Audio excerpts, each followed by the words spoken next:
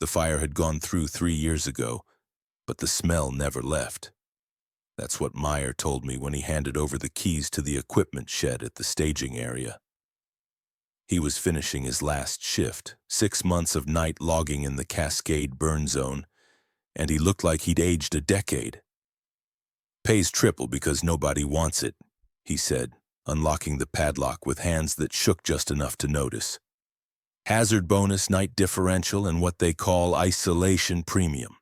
You clear your debt in 8 months if you follow procedure." I needed it. 32,000 in medical bills from my daughter's surgery, and the collection calls had started coming to my work phone. Night logging paid $68 an hour plus the bonuses. I'd done timber work before the fire, knew how to operate a feller buncher and a skidder, knew how to read a harvest map and mark boundaries with flagging tape. "Why at night?" I asked. Meyer pulled out a laminated card from his shirt pocket and handed it to me. "Soil stability. Ground's too soft during the day from snowmelt. Night freeze makes it solid enough to run equipment without erosion. That's the official reason." "And the unofficial one?" He looked past me toward the tree line, where the blackened trunks stood in rows like burned matchsticks against the evening sky. "You'll get your briefing from dispatch.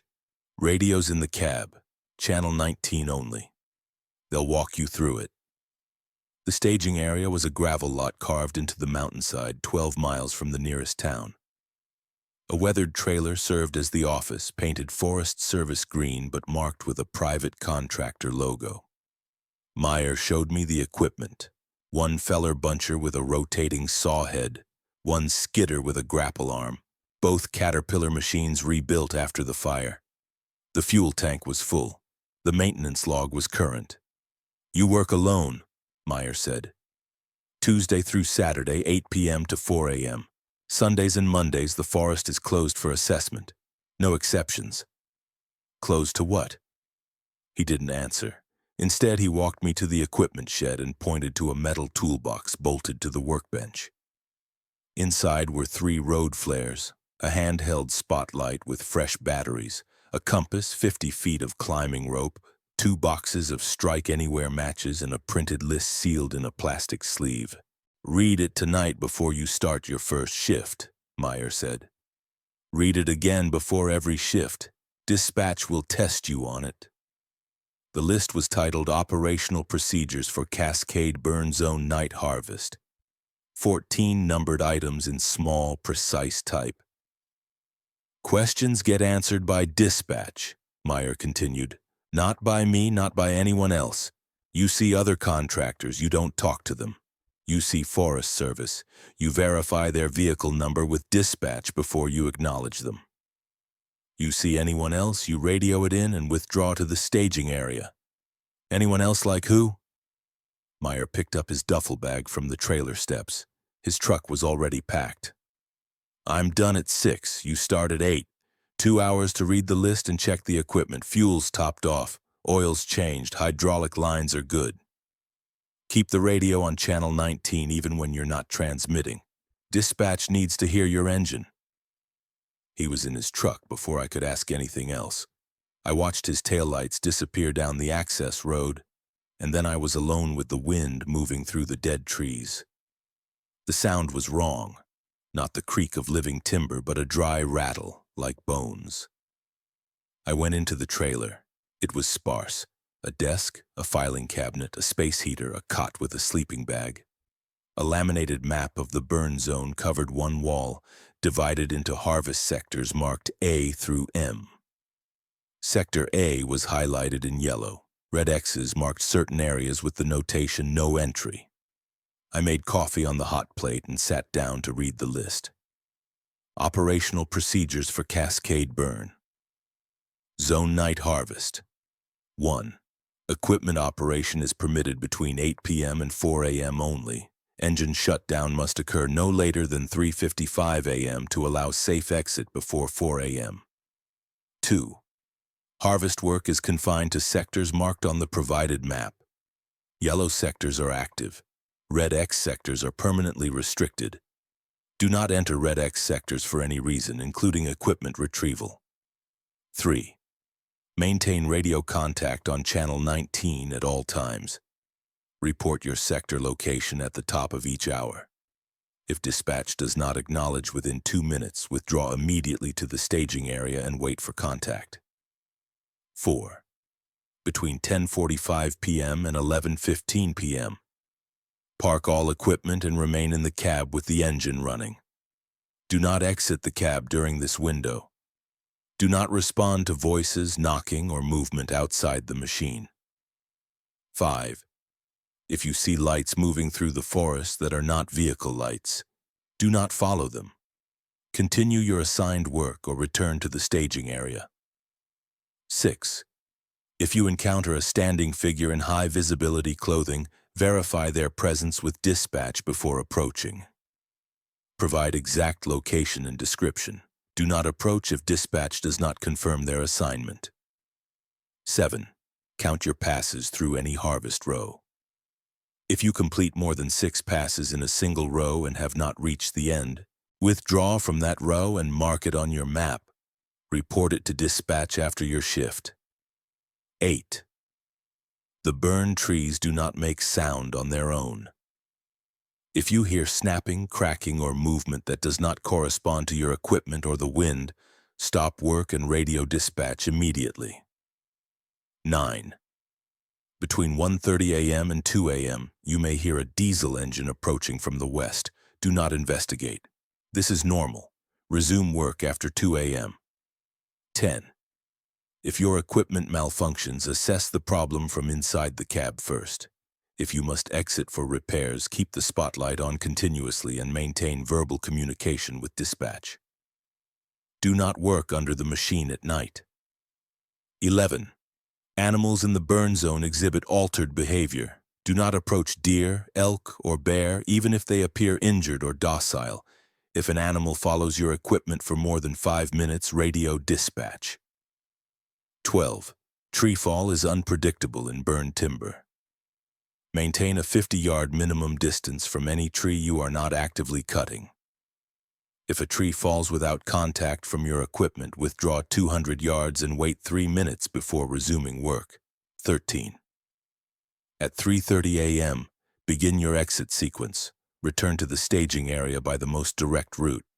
Do not deviate to complete additional cuts or retrieve dropped loads. 14. After engine shutdown, remain in the cab for 5 full minutes before exiting. Verify the staging area is clear by spotlight before opening the door. I read it 3 times. Some of it made sense: night work, radio contact, safety zones. Some of it didn't.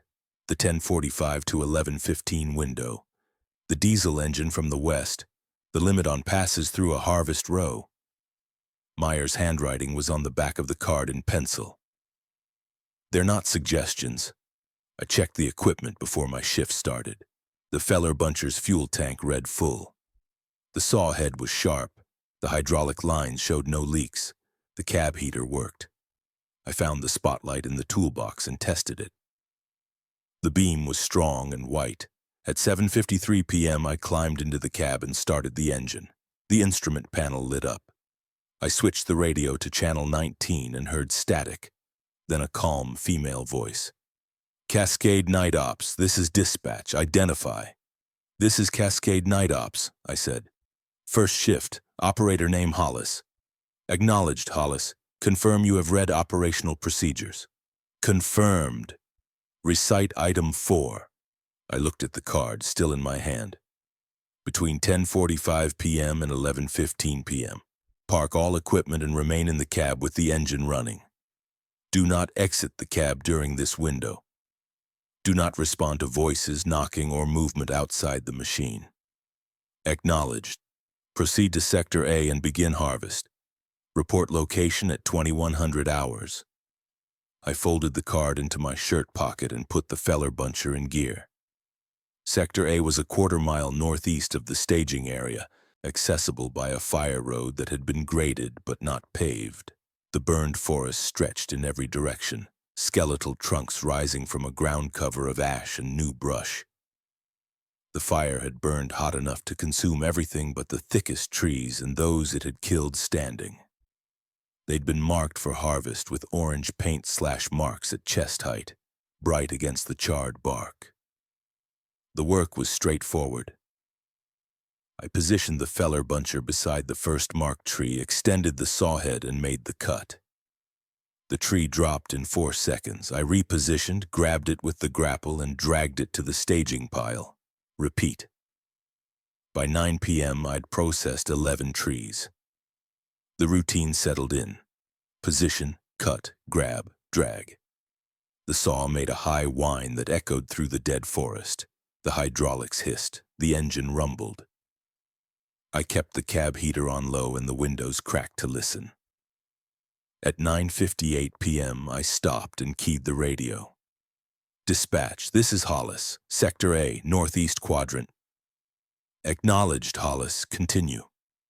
The wind picked up after 10, moving through the standing trunks with that dry rattle. I cut 3 more trees and repositioned near a cluster of 4 marked in a row. As I extended the saw head toward the first one, I heard it. A snap, sharp and loud like a branch breaking. I stopped and scanned the area. My work lights illuminated 30 yards in every direction. Nothing moved, no wind strong enough to break a branch. I waited, engine idling. Another snap farther away. I keyed the radio. Dispatch, this is Hollis. I'm hearing tree movement, no visible cause. Acknowledged. Maintain position and observe. I waited 3 minutes. The snapping stopped. I resumed cutting. At 10:42 p.m., I checked my watch and drove the feller buncher 50 yards to a clearing marked on the map as a safe zone. I parked, left the engine running, and settled back in the seat. 10:45 arrived. I locked the cab door from the inside. For 5 minutes, nothing happened. The engine idled. The heater blew warm air. I watched the mirrors and the windows. The forest was still. At 10:51, I heard footsteps. They moved around the left side of the machine, steady and rhythmic. Boot steps on ash and gravel. I didn't turn my head. I kept my eyes forward. A knock on the door. 3 taps, evenly spaced. I didn't respond. Hollis? A voice muffled by the glass. Male, unfamiliar. You in there? I didn't answer. I didn't move. I need to check your hydraulic line. Dispatch sent me. Open up. I counted my breaths. In for 4, out for 4. The footsteps moved to the front of the machine. I saw a shape pass through the work lights, tall, wearing something dark. It stopped at the front right corner and stood there, not quite in full view. At 11:14, it walked away. I heard the footsteps fade to the north. At 11:16, I keyed the radio. Dispatch, this is Hollis. Incident during the window, someone. Attempted contact. I did not respond. Acknowledged, Hollis. Resume work. I put the machine in gear and returned to Sector A. By midnight, I'd cleared 18 trees and moved to a new row. The work settled into a rhythm again. Position, cut, grab, drag. I kept my mind on the task and my eyes on the mirrors. At 12:58 a.m., I stopped for the hourly report. Dispatch, this is Hollis. Sector A, Central Quadrant. Acknowledged, Hollis. Continue. At 1:23 a.m., I was dragging a tree to the pile when I saw the lights. They were deep in the forest, maybe 200 yards to the west. Small and yellowish, like handheld lanterns. 3 of them moving slowly in a line.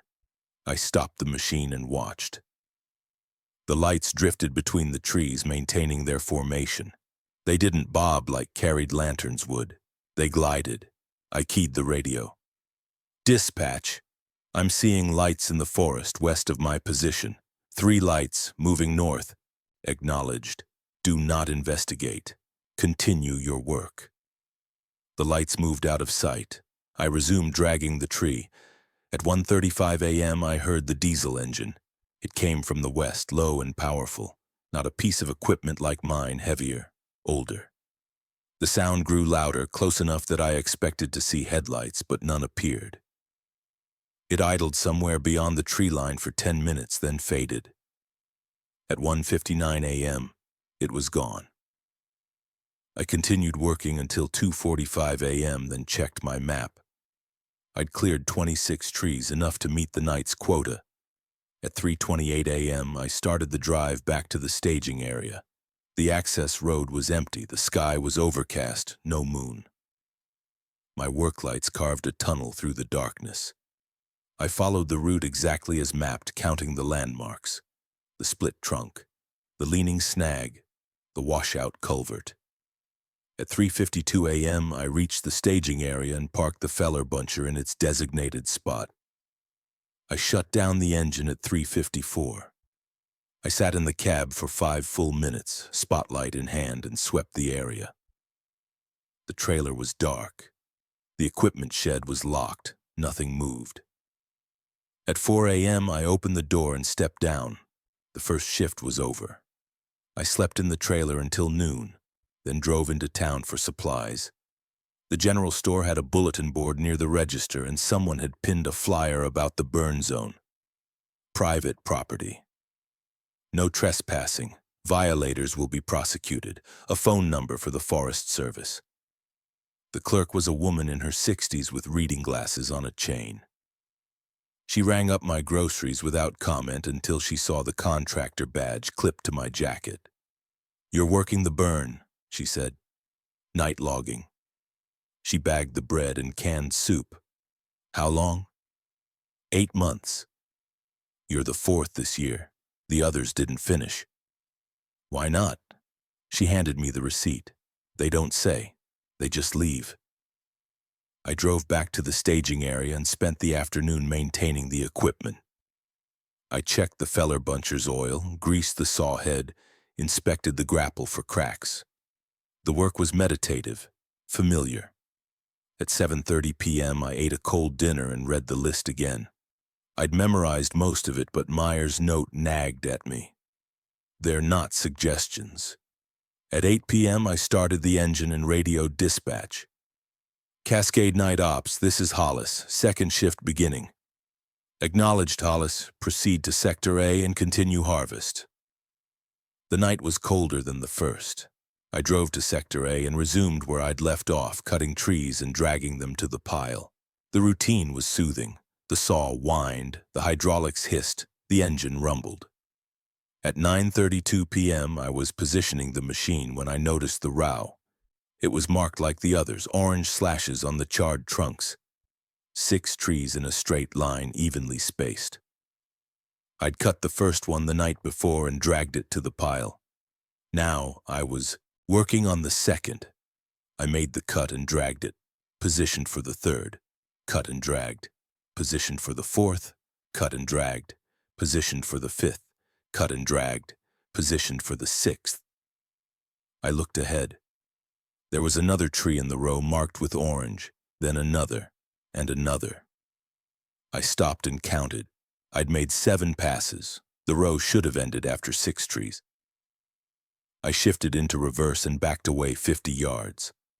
On my map, I marked the row with a red X and noted the location. Sector A, Central Quadrant, Row 14. I keyed the radio.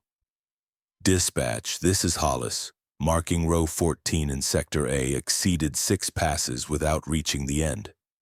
"Acknowledged, Hollis. Avoid that row for the remainder of your shift." I moved to a different section of the sector and continued working. At 10:43 p.m., I drove to the safe zone and parked. I left the engine running and locked the door. At 10:50 p.m., the footsteps came again. This time they circled the machine twice, slow and deliberate. I kept my hands on the wheel and my eyes forward. The knock came at 10:54, 3 taps on the driver's side window.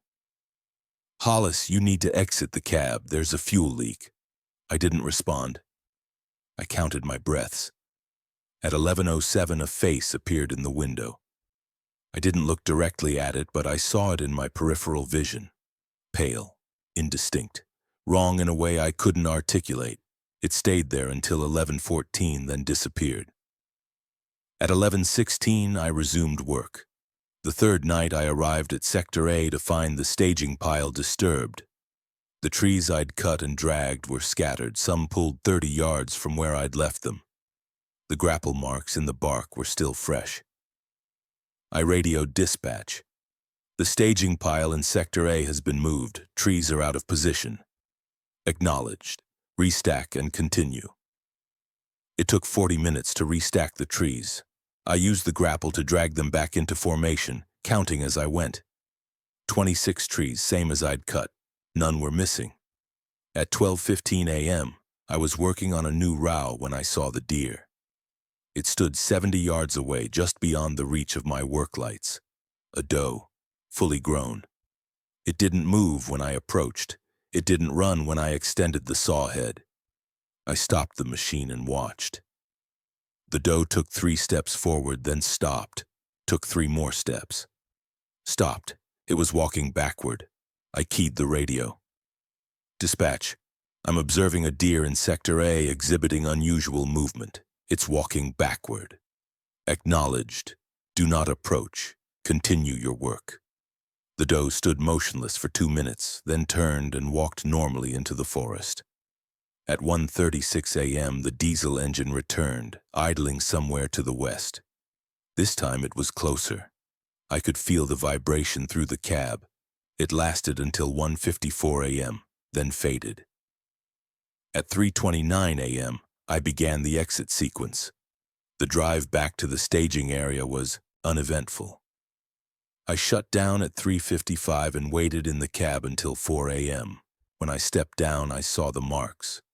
Fresh scratches on the trailer door, long and parallel. 5 of them evenly spaced like fingers. I swept the area with the spotlight. Nothing moved. The equipment shed was locked. The forest was silent. I went inside the trailer and bolted the door. On the 4th night, dispatch gave me new instructions.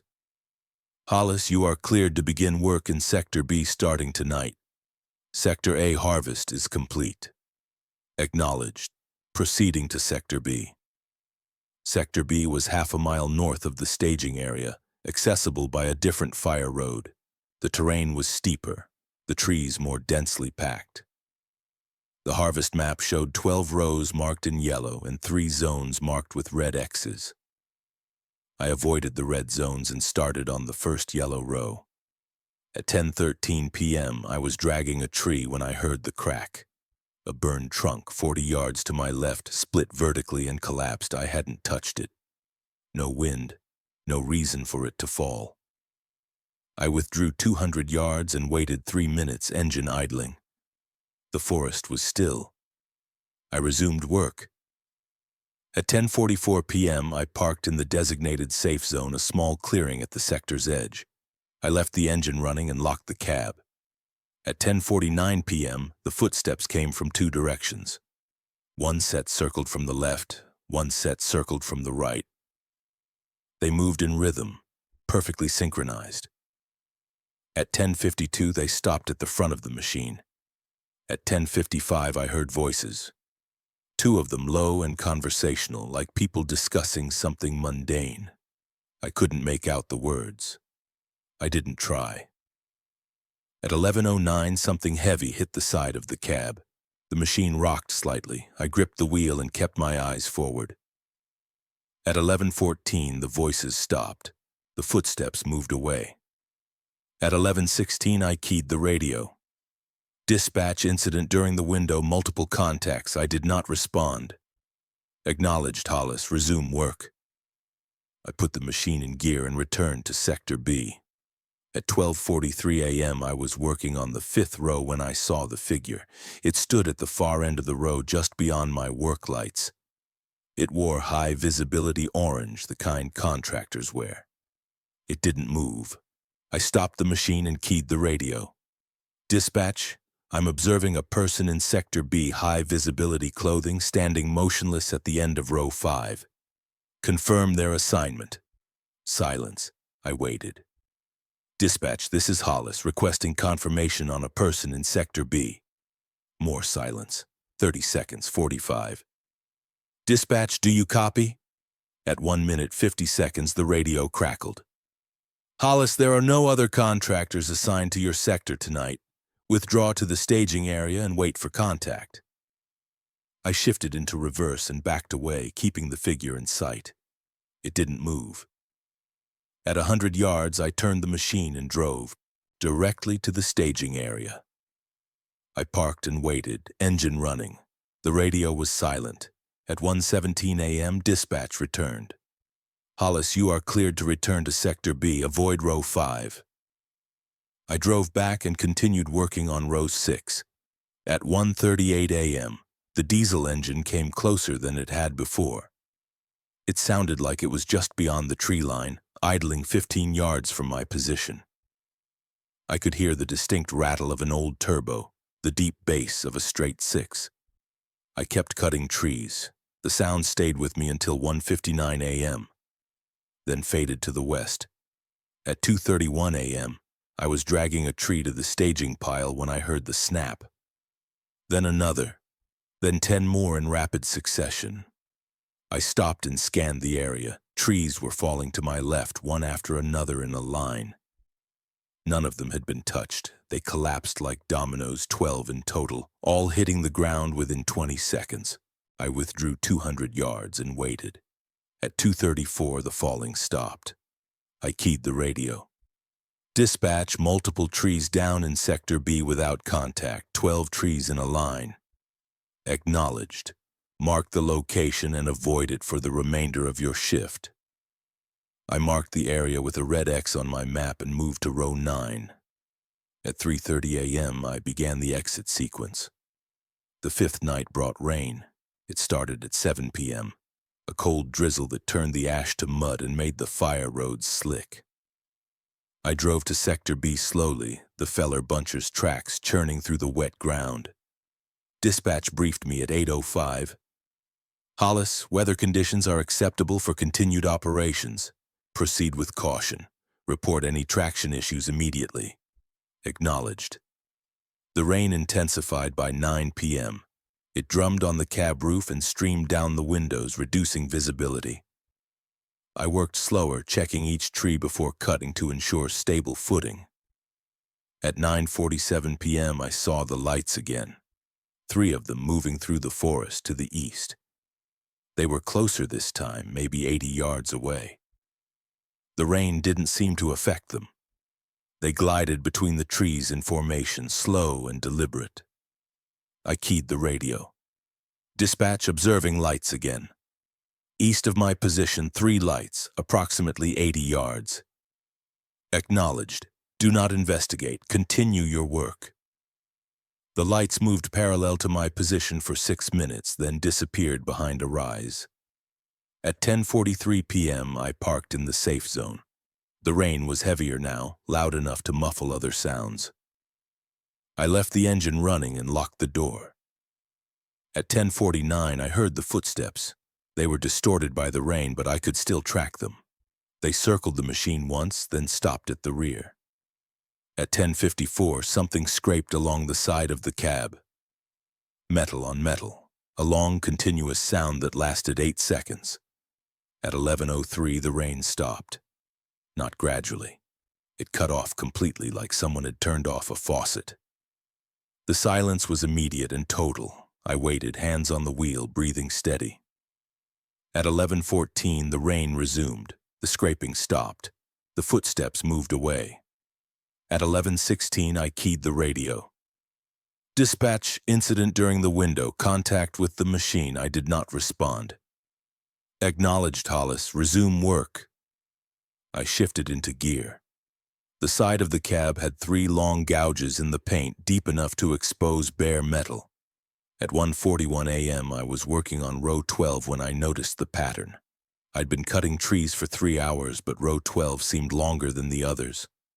I counted my passes, 1, 2, 3, 4, 5, 6. The end of the row came into view. I repositioned for the final tree, cut and dragged. I looked ahead. Another tree marked with orange.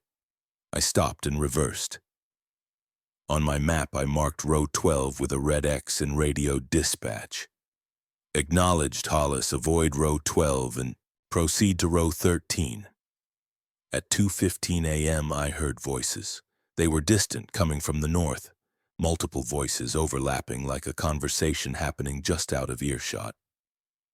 I stopped the machine and listened. The voices grew louder. I could almost make out words. Almost. I keyed the radio. Dispatch, hearing voices from the north, multiple speakers, unacknowledged. Maintain position and observe. The voices peaked at 2:21 a.m., then faded. By 2:25, they were gone. At 3:30 a.m., I began the exit sequence. The drive back was slow through the mud. I reached the staging area at 3:53 and shut down at 3:55. I waited in the cab for 5 minutes, then stepped down. The trailer door was open. I hadn't left it open. I was certain. I'd closed and bolted it that morning before my shift.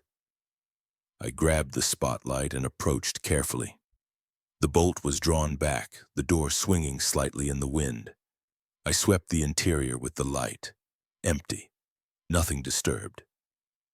I went inside and checked the desk, the filing cabinet, the cot. Everything was where I'd left it. I bolted the door from the inside and wedged a chair under the handle. I didn't sleep well. On the 6th night, dispatch gave me an update. Hollis, there is a Forest Service vehicle scheduled to pass through your sector tonight between 11:30 p.m. and midnight. Unit number is FS27. If you encounter any other vehicle or personnel, report immediately and withdraw. Acknowledged. FS27 between 11:30 and midnight. I drove to Sector B and began work on row 13. The night was clear and cold, the ground frozen solid after the rain. The work went smoothly until 10:19 p.m., when I saw the animal. It was an elk, standing motionless 90 yards away. A bull, judging by the size. It watched me work for 3 minutes, then began walking toward the machine. I stopped and keyed the radio. Dispatch, elk approaching my position. Large bull moving deliberately. Acknowledged. Do not exit the cab. Observe and report. The elk walked to within 40 yards and stopped. It stood perfectly still, facing the machine. Its eyes caught the work lights, reflecting green. At 10:26, it lay down. It folded its legs beneath itself and lowered its head like it was settling in for the night. It didn't take its eyes off the machine. I waited. The elk didn't move. At 10:38, I radioed again. Elk is stationary, lying down 40 yards from my position. Acknowledged. Wait for it to leave before resuming work. At 10:43, I needed to move to the safe zone. The elk was between me and the clearing. I couldn't drive around it without breaking protocol. The safe zone had to be reached by a specific route. I keyed the radio. Dispatch, the elk is blocking my route to the safe zone, requesting guidance. Hold position. Do not approach the elk. At 10:45, the window began. I locked the cab and kept the engine running. The elk stood up at 10:49. It walked directly toward the machine and stopped at the front, 5 feet from the bumper. It stared at me through the windshield. At 10:52, it opened its mouth. The sound that came out wasn't an elk call. It was human speech, distorted and wet, like someone talking with a mouth full of water. I couldn't understand the words. At 11:14, the elk walked away. It moved north and disappeared into the trees. At 11:16, I drove to the safe zone and radioed dispatch. Incident during the window. Elk exhibited abnormal behavior and vocalization. I remained in the cab. Acknowledged, Hollis. Resume work. At 11:43 p.m., I saw headlights. A vehicle was approaching from the south following the fire road. I stopped work and watched. It was a Forest Service truck, white with green markings. It pulled up beside my machine and stopped. A man stepped out. He wore a Forest Service uniform and carried a clipboard. He waved at me. I keyed the radio. Dispatch, Forest Service vehicle on site, confirming unit number. Provide the unit number visible on the vehicle. I angled the work lights toward the truck. The door was marked FS27. Unit number is FS27. Acknowledged. That is the expected vehicle. You may communicate with them. I climbed down from the cab, spotlight in hand. The man approached with a smile. Evening, he said. Just doing a routine pass-through. How's the work going? Good, no issues. He made a note on his clipboard. You're making solid progress. Sector B should be wrapped up in another week. He looked around at the burned trees, then back at me. You following all the procedures? Yes. Good. Keep it up. He started to walk back to his truck, then stopped. One thing, I need to check your hydraulic lines.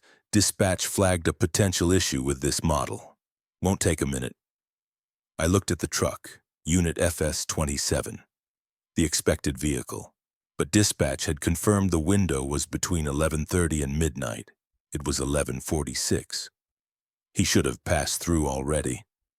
I keyed the radio, keeping my voice steady. Dispatch, the Forest Service representative is requesting to inspect hydraulic lines. Confirm this is part of the scheduled pass-through. Silence. 5 seconds. 10. Hollis, the Forest Service vehicle completed its pass-through at 11:37. There should be no personnel on site. Withdraw to the staging area immediately. I stepped backward toward the cab, spotlight raised. The man's smile didn't change. Problem? He asked. I need to return to the staging area. This'll just take a minute. I climbed into the cab and locked the door. The man stood there watching me. He didn't move as I put the machine in gear. He didn't follow as I drove away. In the rearview mirror, I saw him standing beside the truck. Then the truck's headlights went out and he disappeared. I drove directly to the staging area and radioed dispatch. On site at the staging area, the individual claimed to be Forest Service but was not confirmed. I withdrew without interaction. Acknowledged, Hollis. Remain at the staging area for the remainder of the shift. I parked and sat in the cab, spotlight sweeping the perimeter every 3 minutes. The forest was quiet. At 3:55 a.m., I shut down the engine and waited. At 4 a.m., I climbed down and went into the trailer. The 7th night, dispatch provided revised procedures. Hollis, due to recent incidents, we are implementing amendments to the operational procedures. Confirm you are ready to copy. I pulled out a notepad. Ready. Amendment 1.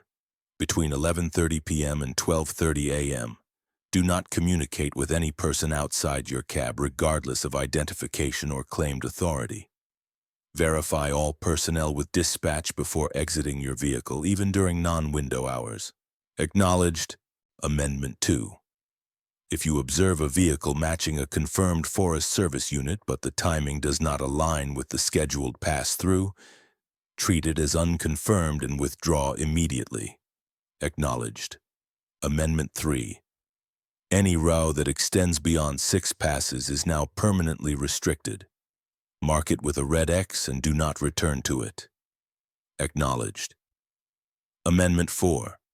If an animal follows your equipment for more than 3 minutes, revised from 5, radio dispatch and withdraw to the nearest safe zone. Acknowledged. Amendment 5. Between 2:30 a.m. and 2:45 a.m., park your equipment and remain stationary. This is a new mandatory pause window. Do not operate machinery during this period. Acknowledged. Is there anything else? That concludes the amendments. Proceed to Sector B and resume harvest. Report location at 2100 hours. I drove to Sector B and continued working on row 14. The night was clear and still, temperature around 28 degrees. My breath fogged inside the cab despite the heater. At 9:53 p.m., I was dragging a tree when I heard the crack. A trunk 50 yards ahead split and fell. I hadn't touched it. I withdrew 200 yards and waited 3 minutes, then resumed work on a different row. At 10:43 p.m., I parked in the safe zone and locked the cab. At 10:51, the footsteps came. This time there were 3 sets circling from different directions. They converged at the front of the machine and stopped. At 10:57, I heard my name. Hollis! It was my daughter's voice, clear and small the way she'd sounded before the surgery when her throat was still raw. Daddy, I'm cold. I kept my hands on the wheel. I counted my breaths. Daddy, please, I can't find the trailer. It's so dark. I closed my eyes. In for 4, out for 4. Why won't you help me? At 11:14, the voice stopped. The footsteps moved away. At 11:16, I keyed the radio.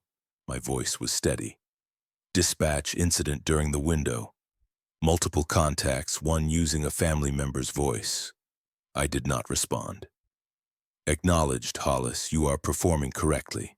Resume work. I sat in the cab for 2 additional minutes before I trusted myself to drive. At 12:41 a.m., I was working on row 17 when I noticed the pattern again. I'd made 4 passes and should have been near the end, but the row continued. I counted 5 passes, 6 passes. The end of the row came into view. 1 tree remained. I cut it and dragged it to the pile, then looked back. Another tree stood in the row, marked with orange. I reversed immediately and marked the row with a red X. I radioed dispatch. Acknowledged, Hollis, proceed to row 18. At 1:39 a.m., the diesel engine returned. It was the closest it had ever been, idling just beyond the tree line to my left. I could see the faint glow of running lights through the trees, red and amber. I continued cutting. The engine stayed with me, matching my pace as I moved down the row. At 1:58, it faded. At 2:29 a.m., I parked the machine and checked my watch. The new pause window would begin in 1 minute. At 2:30, I killed the work lights but left the engine running. The forest went dark except for the instrument panel's glow. For 15 minutes, I sat in silence. The heater hummed, the engine idled. Outside, the burned trees stood like sentinels. At 2:37, I heard the voices. They came from all directions, overlapping and rhythmic like a chant. The words were unclear, but the cadence was hypnotic. I felt my eyes growing heavy.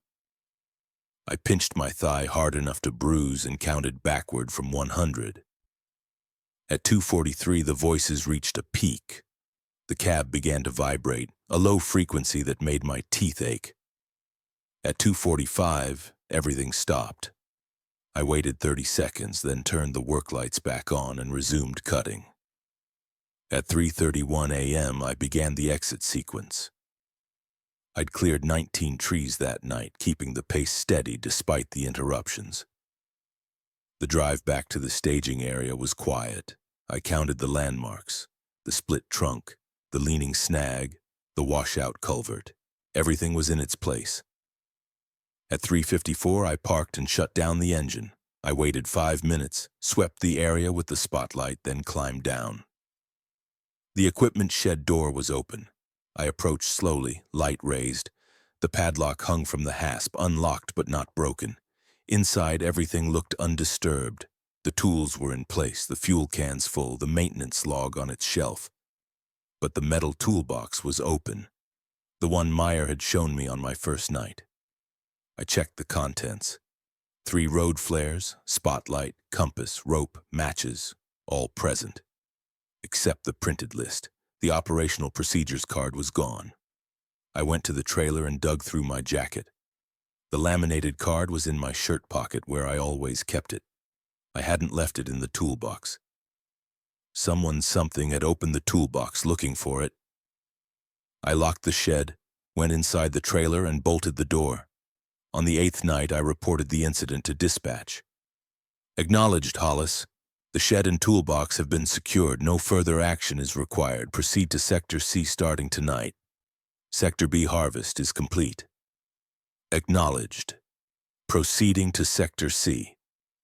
Sector C was 3/4 of a mile northwest of the staging area, deeper into the burn zone. The access road was rougher and the terrain was steeper. The harvest map showed 9 rows marked in yellow and 5 zones marked with red X's. I arrived at 8:17 p.m. and began work on the first row. The trees here were larger, older growth that had burned slower. Some still had patches of unburned bark near the base. At 9:49 p.m., I was positioning for a cut when I saw the figure. It stood at the edge of my work lights, maybe 60 yards away. It wore high visibility orange and a hard hat. It didn't move. I keyed the radio immediately. Dispatch. Observing a person in Sector C, high visibility clothing, hard hat, motionless. Request confirmation. Hollis, there are no other contractors in your sector. Withdraw to the staging area. I shifted into reverse, keeping the figure in sight. As I backed away, it raised one arm and pointed at me. I turned the machine and drove directly to the staging area. At 10:06, dispatch radioed. Hollis, you are cleared to return to Sector C. Avoid the area where you observed the figure. I marked the location on my map and returned to work in a different section. At 10:43, I parked in the safe zone.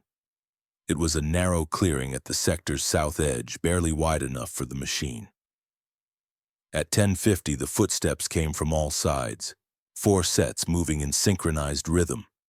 They surrounded the machine and stopped.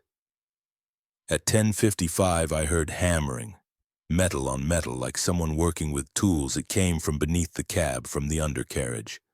The machine rocked slightly with each impact. I kept my hands on the wheel and my eyes forward. At 11:08, something grabbed the cab and shook it violently. The whole machine lurched sideways 3 inches, then settled. At 11:14, everything stopped. At 11:16, I keyed the radio. Dispatch. Severe contact during the window. The machine was struck and shaken. I did not exit the cab. Acknowledged, Hollis. After your shift, inspect the machine for damage before operating tomorrow night. I resumed work at 11:18, checking the mirrors constantly. At 12:57 a.m., I was dragging a tree when the saw head jammed. I stopped and assessed from the cab. The hydraulic pressure gauge showed normal. The grapple was functioning. But the saw head wouldn't rotate. I keyed the radio. Dispatch, mechanical issue. Saw head is jammed, requesting permission to exit for inspection. Acknowledged. Exit with spotlight active. Maintain verbal communication every 30 seconds. I grabbed the spotlight and climbed down, keeping the light on. Exiting the cab now. I walked to the front of the machine.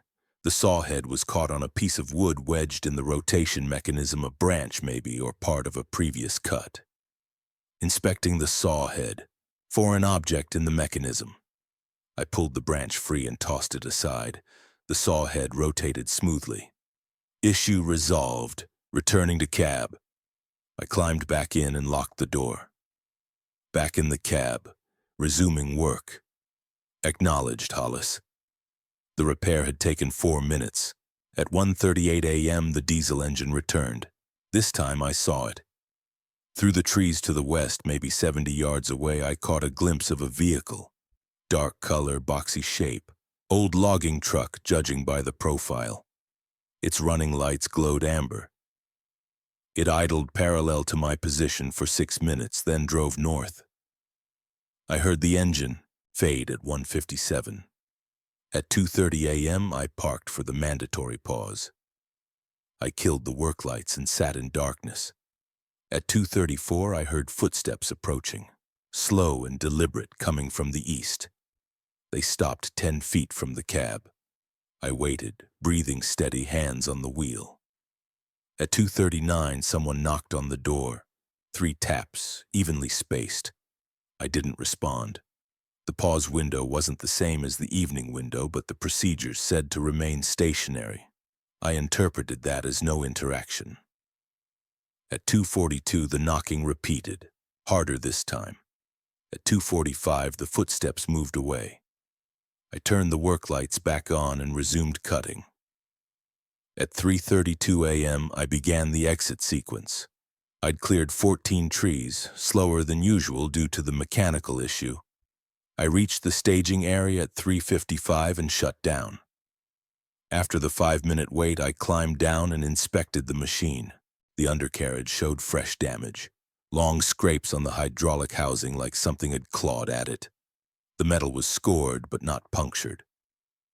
I documented it with my phone camera and went into the trailer. On the 9th night, dispatch provided more amendments.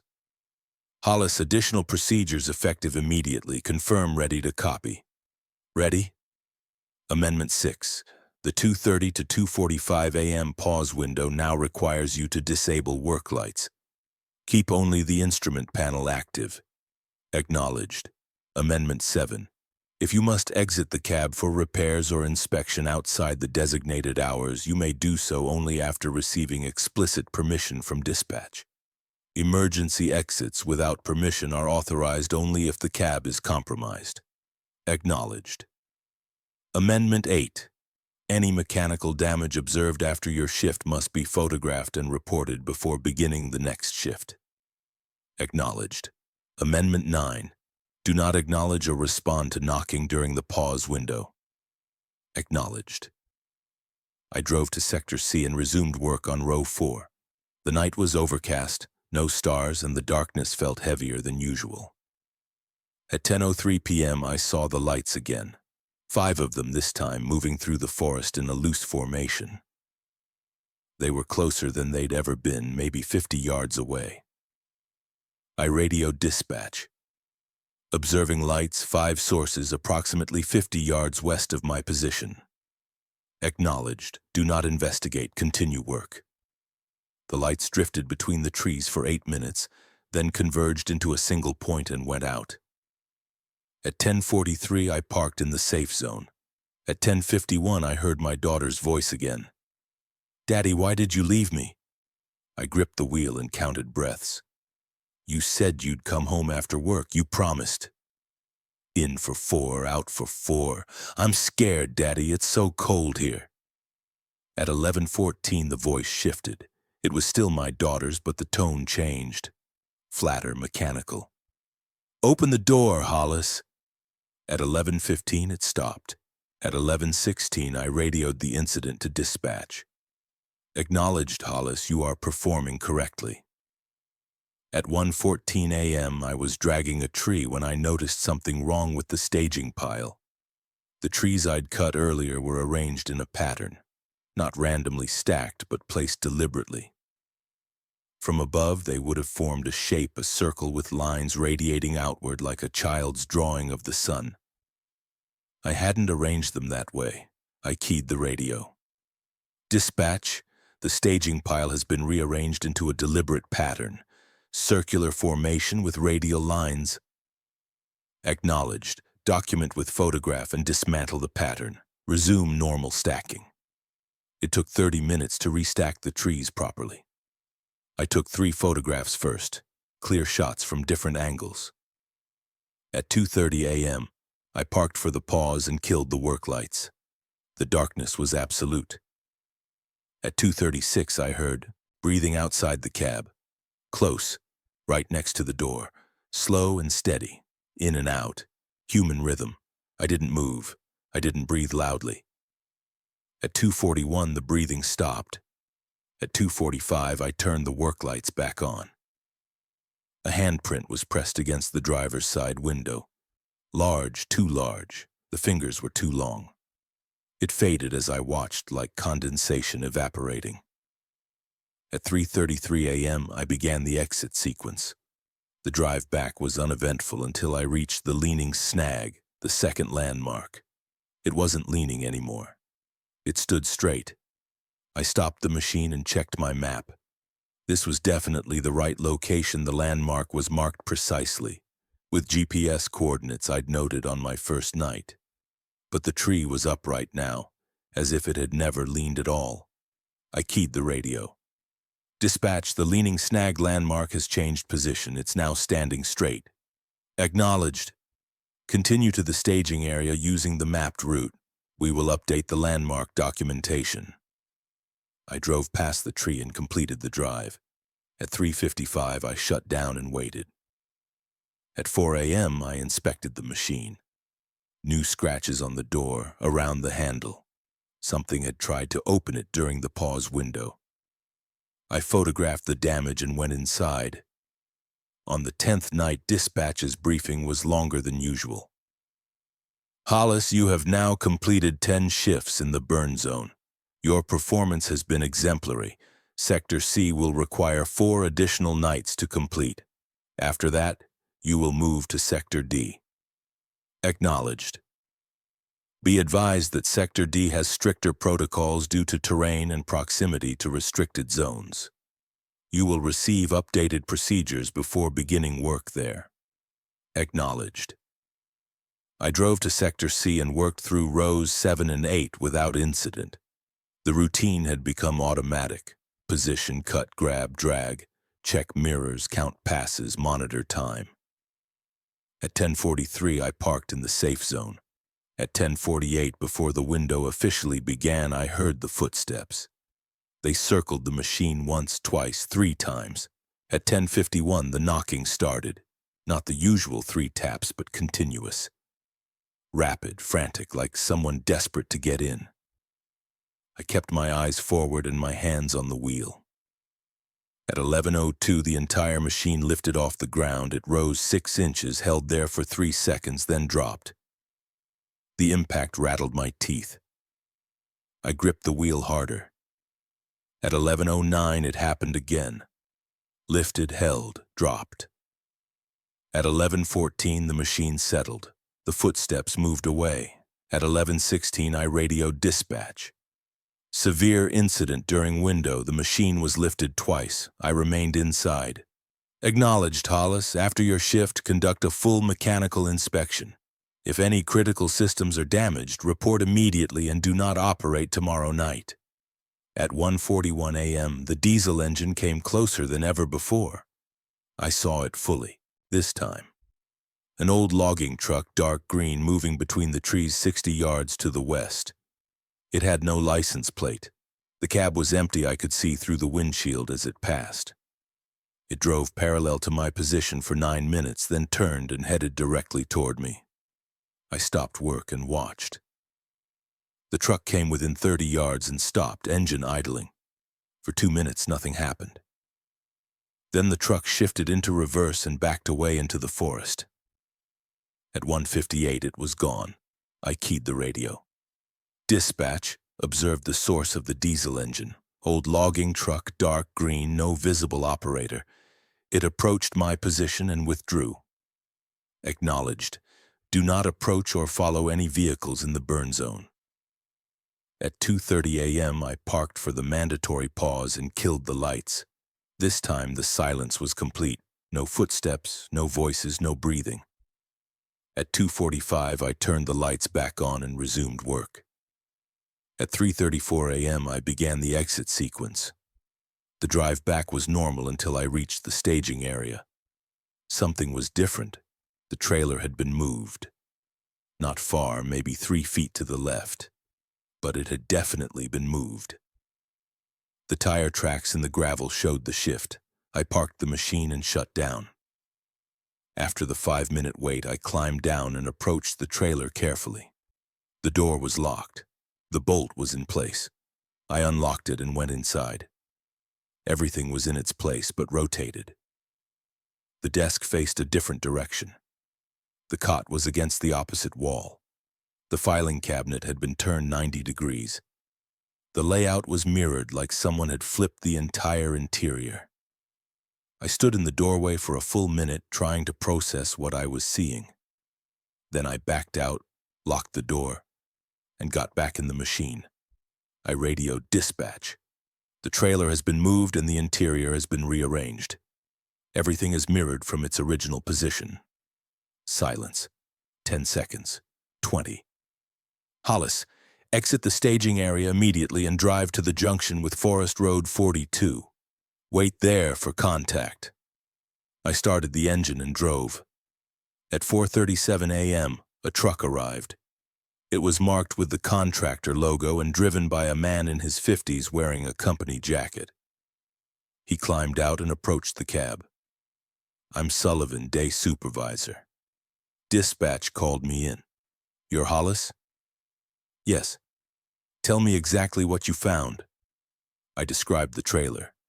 Moved 3 feet, interior rearranged into a mirror layout. He listened without interrupting. Anyone else been on site? No, I haven't seen anyone. You been following the procedures exactly? No deviations? None. I follow them exactly.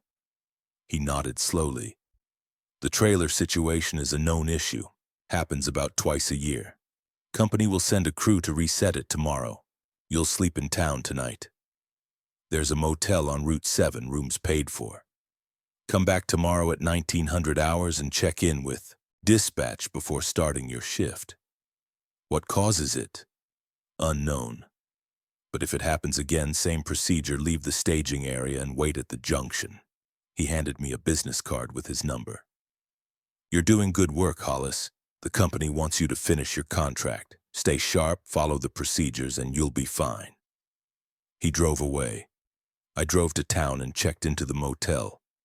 I slept until 2 p.m., then spent the afternoon in a diner drinking coffee and reviewing my maps. On the 11th night, I arrived at the staging area to find the trailer back in its original position. The interior had been restored to its normal layout. A note was taped to the desk. Trailer secured. Proceed with standard operations. Maintenance, I radioed dispatch at 7:55. This is Hollis, confirming trailer has been restored. Beginning shift at 2000 hours. Acknowledged, Hollis. Proceed to Sector C and complete rows 9 through 11. I keyed the radio.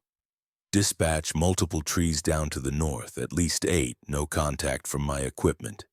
Acknowledged, mark and avoid. At 1:39, the diesel engine returned. I saw the truck moving through the trees, same dark green, same empty cab. This time it circled my position at a distance of 100 yards, making a complete loop before driving away.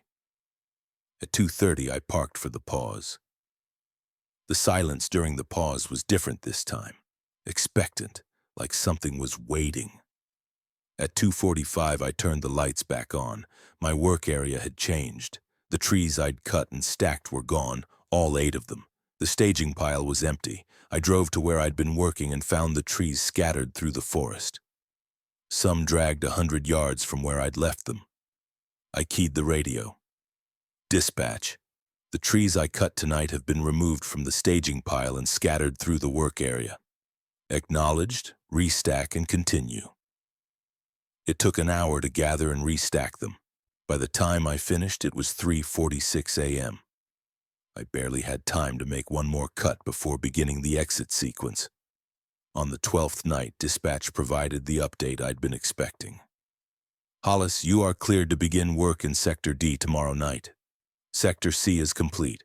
Tonight, conduct final inventory and close out on Sector C.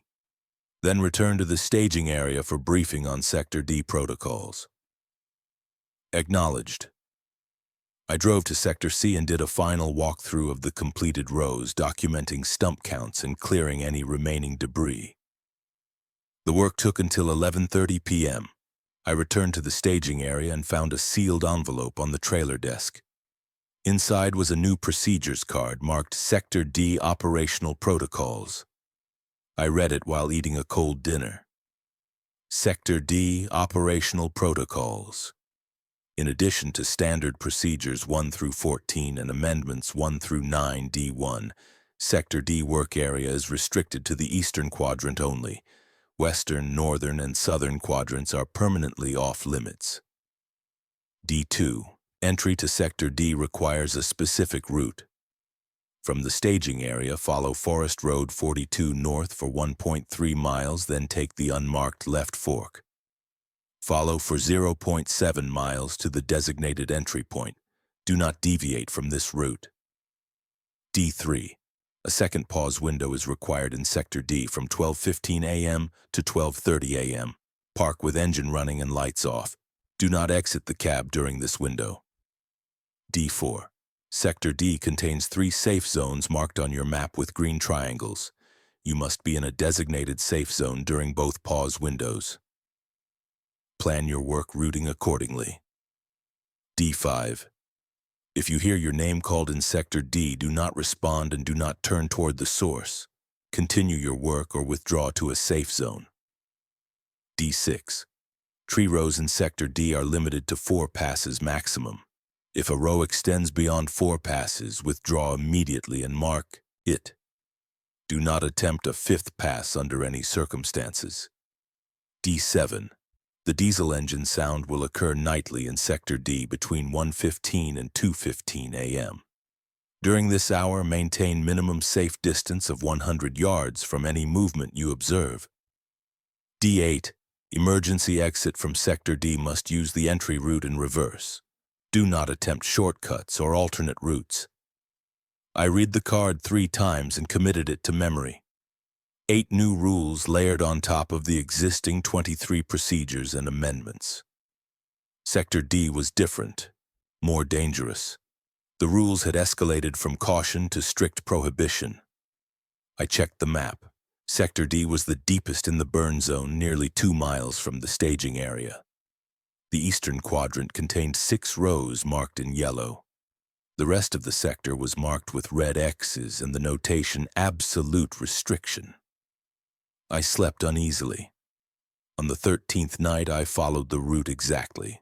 North on Forest Road 42 for 1.3 miles, left fork 0.7 miles to the entry point. The trees in Sector D were different, burned like the others but taller. Old growth, maybe 200 years old. They stood in rows like pillars in a cathedral. I radioed dispatch at 8:41 p.m. In position in Sector D Eastern Quadrant, beginning harvest on row 1. Acknowledged, Hollis. Maintain strict compliance with Sector D protocols. The work went slowly. The trees were larger, requiring longer cuts. By 10 p.m., I'd processed only 3 trees. At 10:43, I drove to the nearest safe zone, a clearing marked with a green triangle on my map, and parked. The evening window passed without incident. At 11:16, I resumed work. At 12:14, I stopped and drove to the safe zone for the second pause window. At 12:15, I killed the lights. The darkness was absolute. No stars, no moon, no ambient light, just the glow of the instrument panel. At 12:19, I heard my name. Hollis. It came from directly ahead, maybe 20 yards away. Female voice, clear and calm. I didn't respond. I didn't turn my head. Hollis, you need to see this. I kept my eyes on the instrument panel, watching the seconds tick on the clock. Hollis, look at me. 12:27, 3 minutes remaining. Look at me, Hollis. 12:30. I turned the work lights back on. Nothing was there. I resumed work at 12:32. At 1:23 a.m., the diesel engine began. I heard it approaching from the west, growing louder. At 1:29, I saw the truck. It emerged from the restricted zone, driving slowly between the burned trees. As it passed 50 yards from my position, I saw something in the bed. Shapes. Dark and bulky, I couldn't make out details.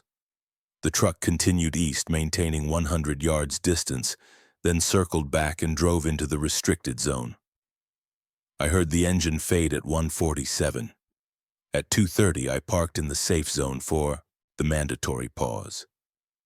The window passed in silence. At 3:35, I began the exit sequence following the route in reverse. 0.7 miles to Forest Road 42, then south 1.3 miles to the staging area. I arrived at 3:56 and shut down. After the 5-minute wait, I climbed down and inspected the machine. No new damage. I went into the trailer and collapsed on the cot. The 14th night was the worst. I entered Sector D at 8:39 p.m. and began work on row 2. By 9:47, I'd completed 2 cuts. On the 3rd tree, as I extended the saw head, I heard the crack. Not from the tree I was cutting, from behind me. I turned and saw a tree falling directly toward the machine, a massive trunk 60 feet tall. I threw the machine into reverse and accelerated. The tree hit the ground where I'd been parked 3 seconds earlier. I stopped 50 yards away, breathing hard. The tree hadn't been touched. It had simply fallen. I keyed the radio. Dispatch. Tree fell toward my position without contact. I evaded successfully. Acknowledged. Mark and avoid. Are you safe to continue? Yes. I marked the location and moved to row 3. At 10:43, I drove to the safe zone. At 10:52, something heavy landed on the roof of the cab. The impact was massive. The machine rocked. I heard metal creaking. I kept my hands on the wheel and my eyes forward. At 11:04, whatever was on the roof moved. I heard scraping like something dragging itself across the metal. At 11:14, it dropped off. I heard it hit the ground beside the cab. At 11:16, I radioed the incident. Object landed on the cab roof during the window. Substantial weight. It has departed. Acknowledged. Inspect for damage after your shift. I resumed work at 11:18. My hands were shaking. At 12:15, I parked for the second pause window and killed the lights. At 12:17, I heard multiple voices. They surrounded the machine, 8 or 10 of them, all speaking at once. I couldn't understand the words, but the tone was urgent, demanding.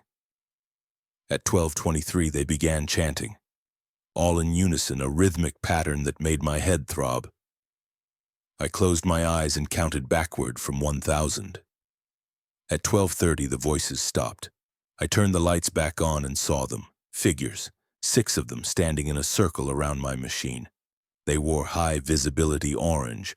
They had no faces. I stared straight ahead and put the machine in gear. The figures didn't move as I drove through the circle. At 1:26, the diesel engine began. The truck emerged from the restricted zone and drove directly toward me.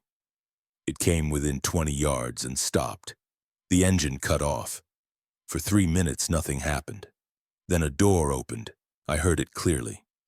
The driver's side door of the truck. Footsteps, slow and deliberate, approaching my machine. I kept my eyes forward. 100 yards. The protocol said 100 yards, but the truck was only 20 yards away. The footsteps stopped at my door. A knock. 3 taps. I didn't respond. "Hollis," Meyer's voice. "You need to get out. There's something wrong with your machine." I didn't move. "Hollis, I'm serious. The hydraulic line is leaking. You need to shut down now." I counted my breaths. "Fine, stay in there. But when that line bursts and you're sprayed with pressurized hydraulic fluid at 200 degrees, don't say I didn't warn you." The footsteps moved away. I heard the truck door close. The engine started. The truck drove back into the restricted zone. At 1:59, it was gone. I checked the hydraulic gauge. Pressure was normal, no leaks. At 2:30, I parked for the mandatory pause. This time, something grabbed the machine and tried to flip it. The entire cab tilted 30 degrees to the left. I braced myself against the door. Equipment slid across the floor. The machine rocked back, tilted right, rocked back. At 2:41, it slammed back down level. At 2:45, I turned the lights on. The machine was surrounded by deep impressions in the ground, like giant handprints pressed into the ash. I barely made it through the rest of the shift. At 3:36, I began the exit sequence and drove out of Sector D as fast as the machine could safely move.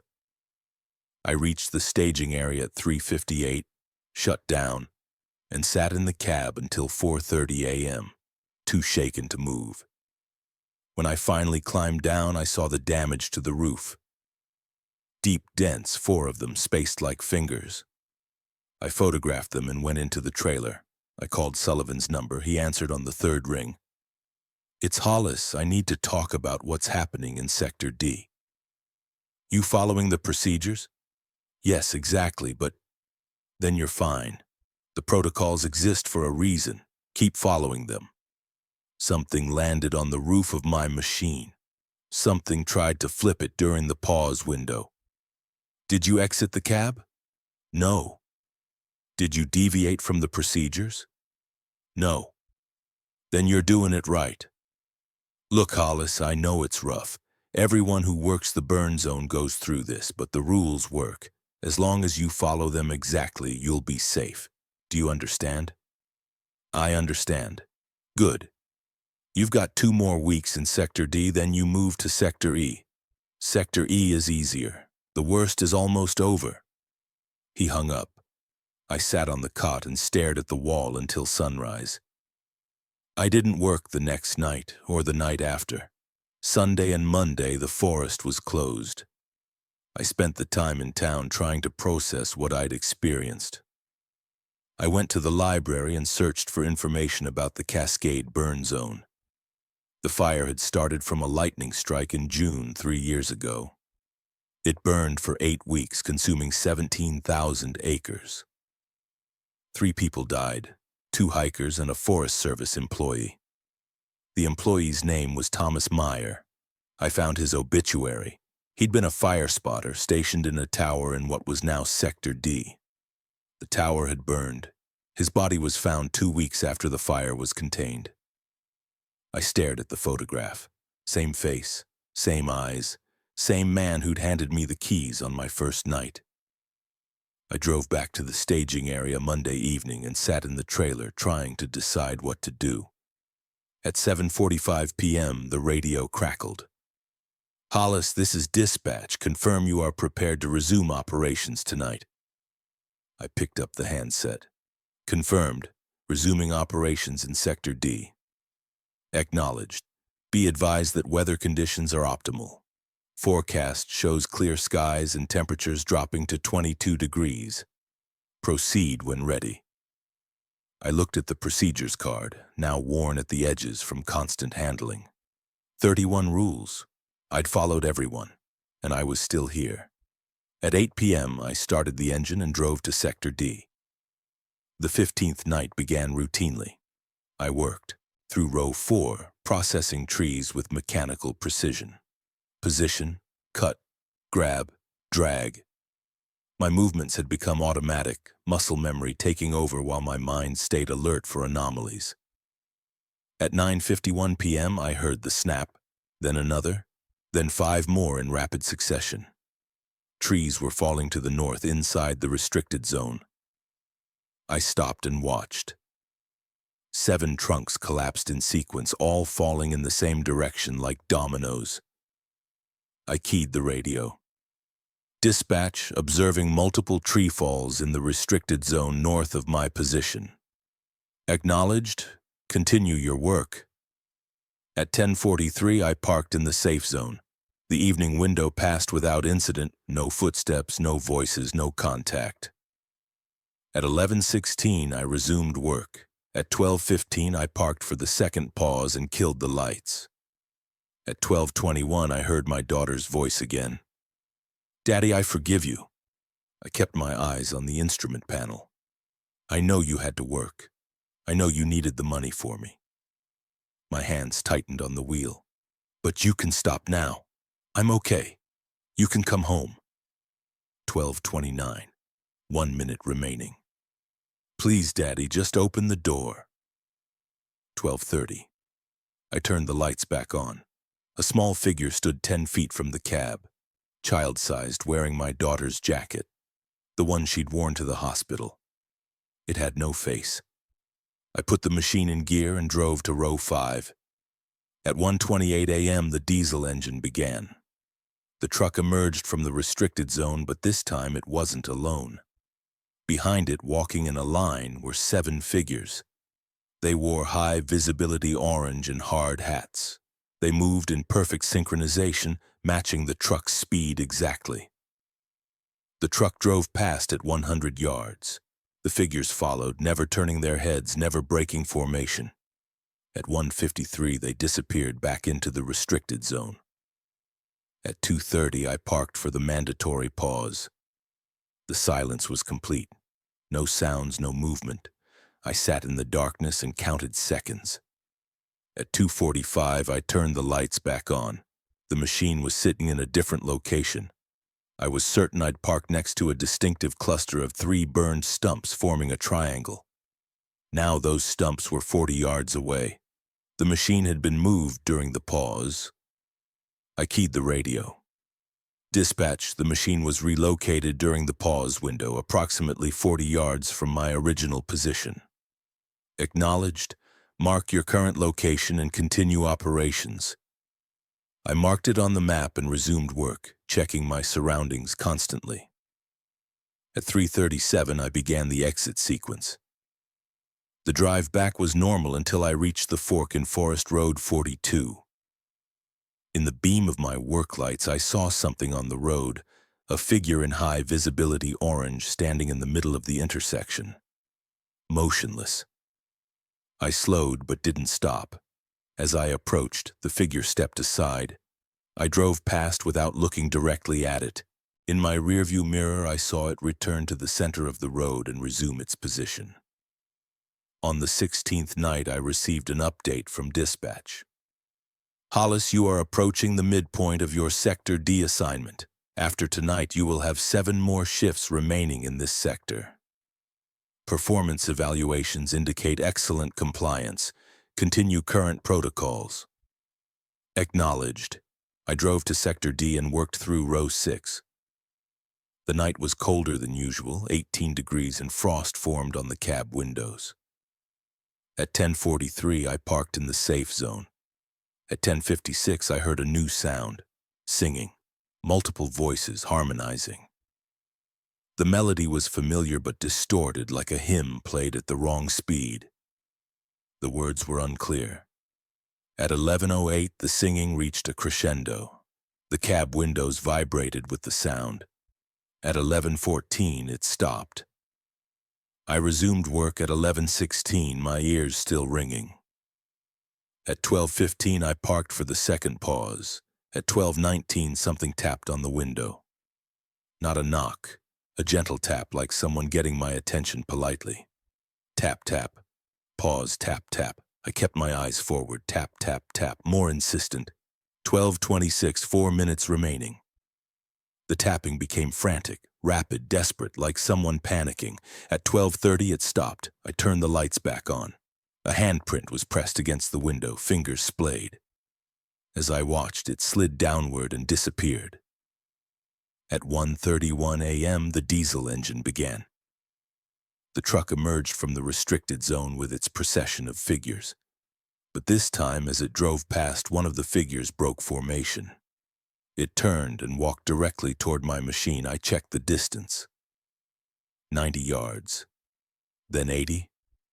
Then 70. At 65 yards, I shifted into reverse and backed away, maintaining 100 yards distance. The figure stopped and stood motionless for 2 minutes. Then it turned and rejoined the procession. The truck and figures disappeared into the restricted zone at 1:56. At 2:30, I parked for the mandatory pause. This time I heard voices all around me, dozens of them, maybe hundreds, all whispering urgently. I couldn't make out individual words, just the overwhelming pressure of sound. At 2:39, the whispers became screams. I pressed my hands over my ears, but it didn't help. The sound wasn't external, it was inside my head. At 2:45, the screaming stopped. I turned the lights back on, breathing hard. My nose was bleeding.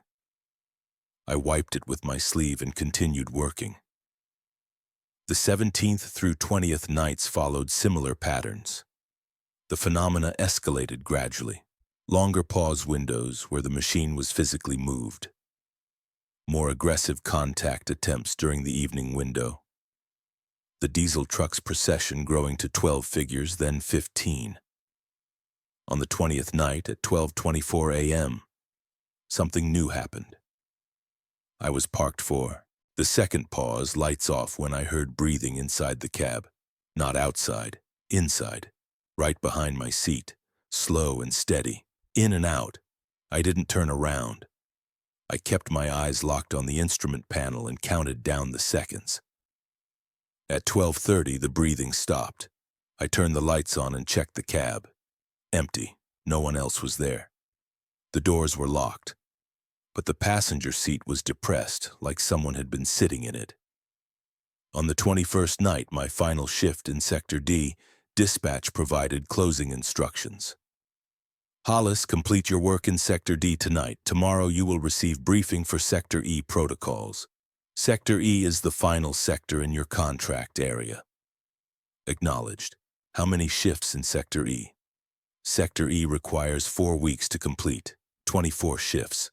After that, your contract obligation is fulfilled. 24 more nights. I could do 24 more nights. I drove to Sector D and completed the final row. By 2 a.m. I'd processed the last tree. The sector was cleared. At 2:30, during the mandatory pause, something remarkable happened. Nothing. Complete silence. No whispers, no screams, no movement. The pause window passed peacefully. At 2:45, I turned the lights back on and began the exit sequence. As I drove out of Sector D, I saw them. Figures lined both sides of the road. Dozens of them, maybe hundreds, standing in rows. They wore high visibility orange. They had no faces. They stood motionless as I drove past, like honor guards. I kept my eyes forward and my speed steady. At the fork in Forest Road 42, the figure was gone from the intersection. I drove back to the staging area without incident. I took the next 2 days off. The company required a mandatory break between sectors, time to service equipment and prepare for new protocols. On Wednesday afternoon, a package arrived at the staging area. Inside was a new procedures card marked Sector E Operational Protocols and a handwritten note from Sullivan. Hollis, you've done exceptional work. Sector E is different from D. Less aggressive, but more subtle. The rules are simpler, but the consequences of breaking them are more severe. Stay sharp. You're almost done. S. I opened the procedures card and read, Sector E Operational Protocols. In addition to Standard Procedures 1 through 14, Amendments 1 through 9, and Sector D Protocols D1 through D8E1. Sector E is divided into 2 zones, the inner ring and the outer ring. You must work the outer ring completely before entering the inner ring. E2. The inner ring has a single entrance point marked with white flagging. Do not enter the inner ring except through this entrance. Do not exit the inner ring except through this entrance. E3. Time behaves differently in the inner ring. Your watch may not show accurate time. Rely on radio contact with dispatch to maintain your schedule. E4. In the inner ring, the pause windows do not apply. Continue working through standard pause times, but maintain heightened awareness. E5. If you see yourself in the inner ring, do not approach. Do not speak to yourself.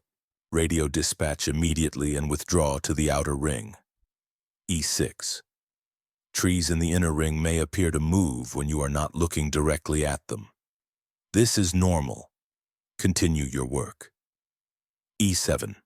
The diesel engine will not be heard in Sector E. If you hear a diesel engine while working Sector E, it is not the one from previous sectors. Withdraw immediately to the staging area. E8. Upon completing your final shift in Sector E, return to the staging area and prepare a written summary of all incidents for the incoming operator. Be thorough. Be honest. Rule E5 made me stop if you see yourself. I read it 3 times, making sure I understood correctly. Then I read Rule E8, the incoming operator. I would be leaving someone, instructions just as Meyer had left them for me. The thought sat heavy in my chest. On Thursday night, I began work in Sector E. The outer ring was accessed by a different route. South on Forest Road 42 for 1.7 miles, then east on an unmarked trail for half a mile. The burn zone here was different. The trees were smaller, younger growth. They stood in tighter formations, creating narrow corridors that made maneuvering difficult. I worked slowly, processing 5 trees by midnight. The evening window at 10:45 passed normally footsteps, knocking voices. I was almost accustomed to it now. There was no second pause window. According to the protocols, pause windows didn't apply in Sector E unless I entered the inner ring. At 1:37 a.m., I stopped hearing the forest. The ambient noise wind, my equipment, the crackling of frozen brush all faded to nothing. I was working in complete silence except for my machine. I keyed the radio. Dispatch, Experiencing audio anomaly. External sounds have ceased. Acknowledged. This is normal in Sector E. Continue working. At 2:14 a.m., the sound returned all at once, like someone had unmuted the world. I finished the shift and returned to the staging area without further incident. Over the next 12 nights, I worked through the outer ring systematically. The work was straightforward, the phenomena less aggressive than Sector D. But there were strange moments. On the 25th night, I saw lights in the distance that looked like my own work lights. When I drove toward them, they stayed the same distance away, like they were mirroring my movement. On the 28th night, I found tracks in the ash. Boot prints, fresh, my size. They led from my machine to the tree line and back. I hadn't made those tracks. On the 32nd night, I completed the outer ring. The next shift would take me into the inner ring. I spent the daylight hours preparing. I checked and double-checked the equipment. I reviewed all the procedures until I could recite them backwards. I tried to sleep but couldn't. At 7:45 p.m., I radioed dispatch. This is Hollis, beginning operations in the inner ring tonight. Acknowledged. Exercise extreme caution. Follow protocol E2 exactly. Enter only through the marked entrance.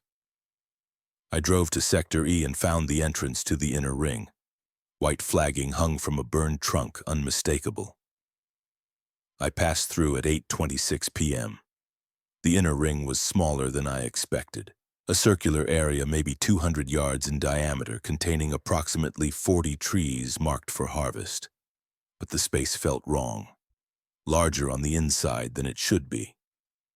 I checked my watch. 8:27 p.m. I began cutting. Position, cut, grab, drag. The routine was the same. I checked my watch. 8:29 p.m.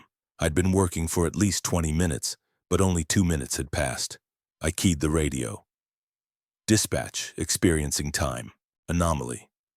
Watch is not tracking correctly. Acknowledged. We show you entered the inner ring at 20:26.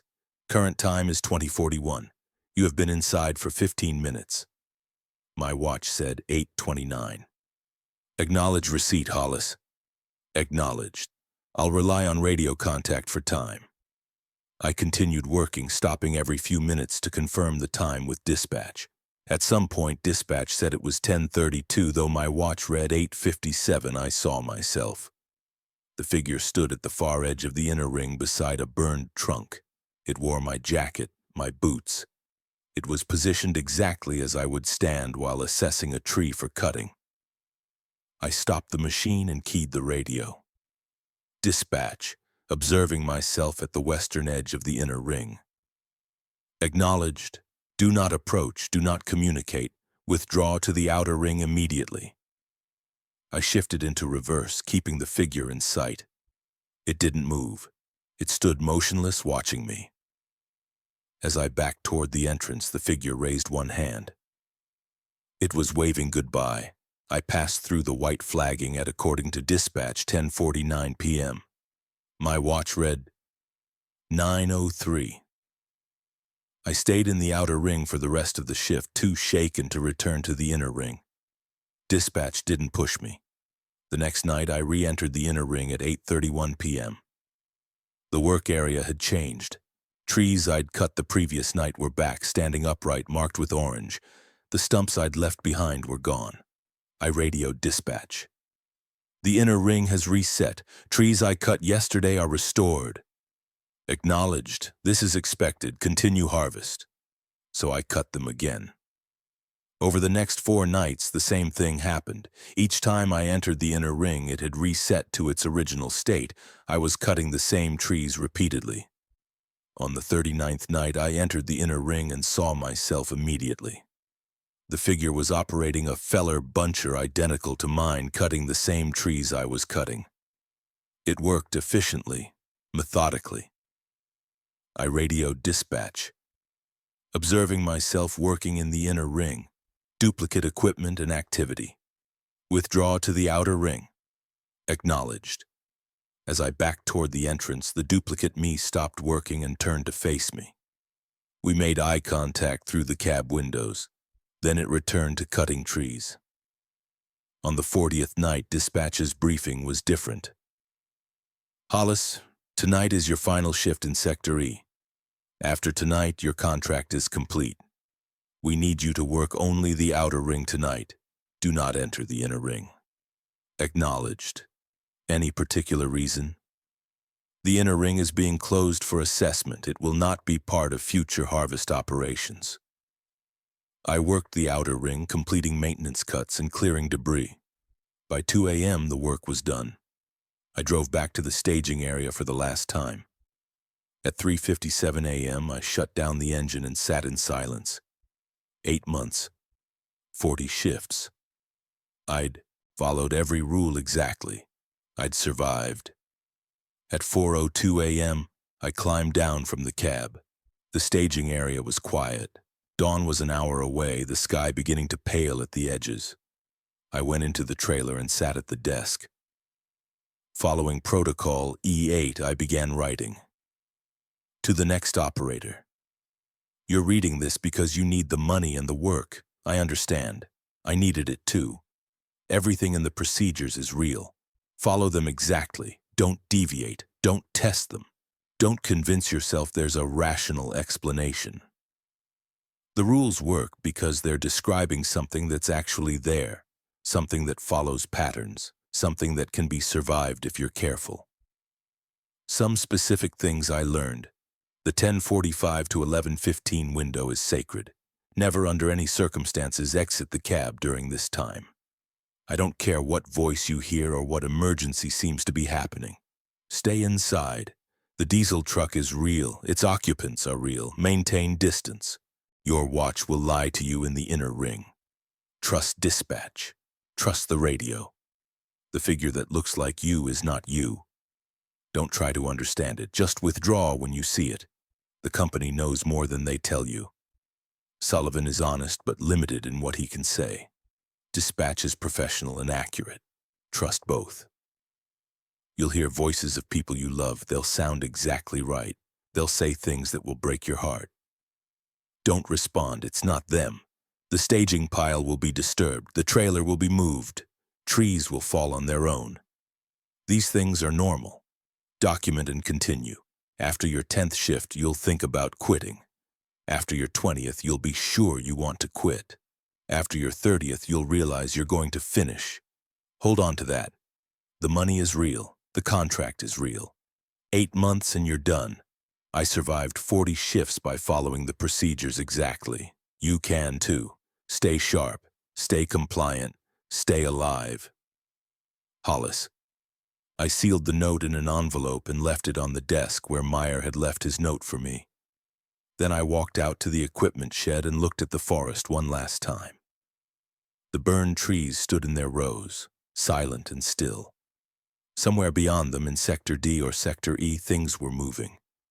Things that followed rules and patterns. Things that could be survived. I got in my truck and drove away. 3 weeks later, the medical bills were paid. My daughter's surgery was successful. She recovered fully. I never went back to the burn zone, but sometimes late at night I think about the procedures. 31 rules that kept me alive. I think about the next operator reading my note, preparing for their first shift. And I hope they follow the rules exactly. Because the rules work. They always work, if you follow them.